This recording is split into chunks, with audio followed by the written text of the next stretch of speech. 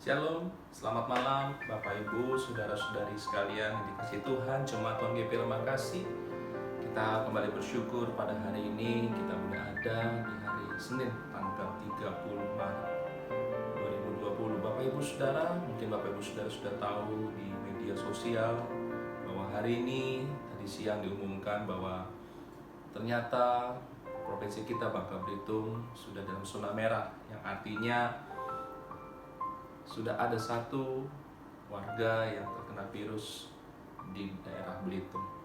Nah, Bapak Ibu Saudara, saya juga baru pulang dari pertemuan dengan para pemimpin yang ada di Kabupaten Bangka Selatan ini dan menarik satu kesimpulan untuk semua stay at home. Bahkan ibadah pun di semua pemuka agama kalau bisa ditiadakan atau diadakan di rumah masing-masing. Kita tentu sangat mendukung pemerintah punya program dan kita juga bersyukur kalau kita masih diberi kesehatan. Nah, Bapak Ibu, menanggapi keadaan Bangka Belitung saat ini, ada beberapa pesan Tuhan yang akan saya sampaikan kepada Bapak Ibu. Saudara, gereja Tuhan di seluruh dunia, tidak terkecuali di Indonesia, sedang mengalami satu keadaan yang sangat dilematis. Di satu sisi, gereja sangat ingin mendemonstrasikan iman Kristen akan kuasa Tuhan. Namun di sisi lain, pemerintah mengharuskan gereja ditutup dan diganti dengan ibadah rumah. Tidak ada yang sanggup melawan setelah melihat beberapa pendeta, beberapa pastor, dan ratusan jemaat menjadi korban COVID-19. Saudara, terselip pertanyaan yang masih jadi misteri dalam hati. Apa sebenarnya masih terjadi? Mengapa gereja kena imbasnya? Mengapa Tuhan seakan membiarkan gerejanya jadi korban bersama dunia ini? Di manakah kuasanya yang sering didemonstrasikan dalam kebaktian kesembuhan ilahi? Ada satu ayat firman Tuhan yang mengingatkan saya dalam 1 Petrus pasal 4 ayat yang ke-17. Karena sekarang telah tiba saatnya penghakiman dimulai, dan pada rumah Allah sendiri yang harus pertama-tama dihakimi. Penghakiman terhadap apa? Satu, dalam terjemahan baru terhadap rumah Allah. Dalam Alkitab terjemahan yang lain ada umat Allah.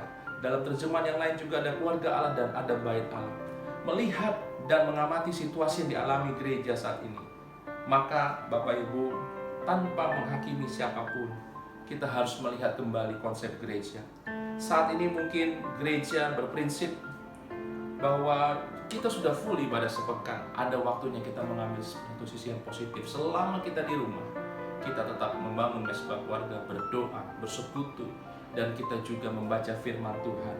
Yang kedua, saudara, kita harus melihat bahwa kekudusan itu menjadi hal yang sangat penting di era modern ini.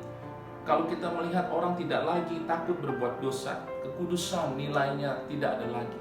Tetapi setelah pasca COVID-19 ini, masing-masing kita sadar dosa dan kesalahan kita. Jujur, kita semua mungkin berpikir kita takut terkena sakit COVID ini, dan membuat kita harus memkoreksi diri, harus melihat bahwa hidup kita sudah sejauh mana. Kita punya waktu untuk kita merenung, kita punya waktu di rumah untuk memperbaiki diri. Dan yang ketiga, saudara, kalau kita memiliki gereja, bukan hanya bentuk fisiknya saja, tetapi gereja itu adalah pribadi kita. Bagaimana kita bisa ibadah di rumah masing-masing, tetap dipertahankan untuk kita boleh menjangkau semua orang dalam keluarga kita. Selama ini mungkin kita belum ada mesbah keluarga, suami, istri, anak, mantu, dan saat ini mungkin tiba saatnya saudara membangun mesbah keluarga itu. Mungkin di gereja beberapa minggu ke depan tidak akan ada ibadah karena anjuran dari pemerintah dan juga meningkatnya kasus PDP, ODP, dan sebagainya. Tetapi satu hal yang tidak boleh kita lupakan, bahwa kita punya hubungan yang intim dengan Tuhan. Jangan sampai kita jauh dari persekutuan kita dengan Tuhan. Dan saudara, kita harus memiliki sikap yang berwaspada dan berjaga-jaga. Oleh sebab itu, saudara, apapun yang terjadi, kita harus mengingat bahwa pemurnian gereja akan terjadi, agar gereja kudus dan tidak bercacat, agar gereja siap dalam rapture, dan agar gereja juga siap menjadi mempelai Kristus. Pesan saya, jangan takut. Bapak Ibu tidak perlu menimbun barang. Percayalah, Allah akan memelihara Bapak Ibu. Saatnya sekarang kita benar-benar berserah total kepada Tuhan, mempertahankan iman kita. Kita percaya Tuhan kita Allah yang Immanuel, Allah yang mencukupi kebutuhan kita. Oleh sebab itu pesan saya malam hari ini, saudara, dan bahkan sampai hari-hari ke depan, tetaplah intim dengan Tuhan.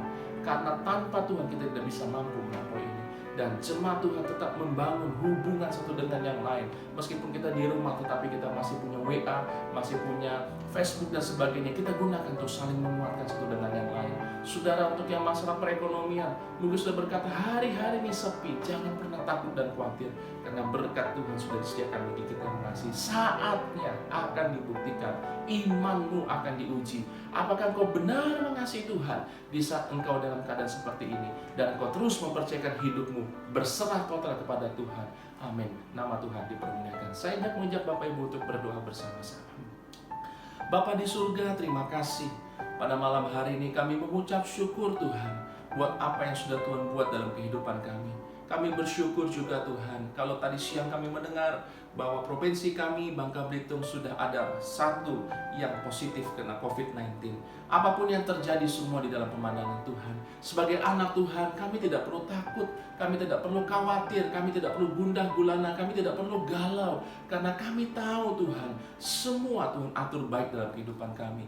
Oleh sebab itu Tuhan, meskipun kami ada di rumah kami masing-masing, kami terus menguatkan iman kami terus berdoa bahwa pemurnian gereja akan terjadi. Umat-umat Tuhan akan dimurnikan imannya. Apakah kami benar-benar sungguh-sungguh berharap kepada Tuhan? Apakah kami sungguh-sungguh mengikut Tuhan hanya karena enaknya saja? Tapi saat ini dan beberapa waktu ke depan, kami juga berdoa, kuatkan iman kami Tuhan.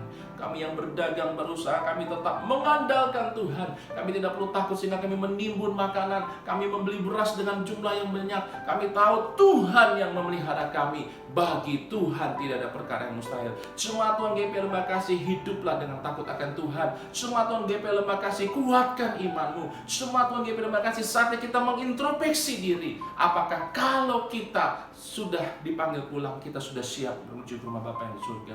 Saudara, jangan perlu takut dan khawatir. Allah Immanuel beserta kita sampai pada kesudahannya. Waktunya sekarang engkau dan saya tetap intim dengan Tuhan, karena hidup kita semua berdasarkan kasih karunia Tuhan. Kembali kepada firman, taat kepada firman, supaya saudara boleh saling mendoakan, saling menguatkan di masa-masa saat ini. Dan kami terus berdoa untuk kota kami Tobuali Tuhan. Biarlah Tuhan Tobuali boleh terus diluputkan, Tobuali boleh terus diberkati. Pemerintahan yang ada, para ahli medis, semuanya Tuhan berikan kemampuan mereka. Kau berkati Tuhan. Terima kasih Tuhan.